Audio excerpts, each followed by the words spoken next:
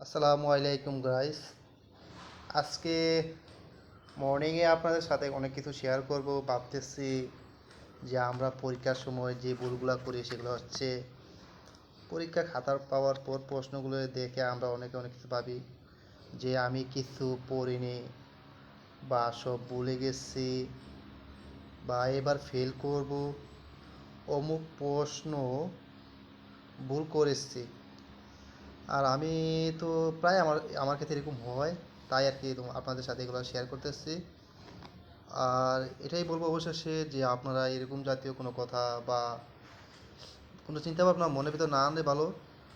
যখন আপনারা মনে করেন যে এরকম চিন্তাভাবনা মনে আনবেন তখনই মনে করেন যে আপনাদের পরীক্ষায় যদি 100% প্রিপারেশন থাকো তারপরে কি খারাপ হয়ে যাবে। তাই বলতেছি কনফিডেন্স যে লেভেলটা এটা অবশ্যই বাড়াতে হবে।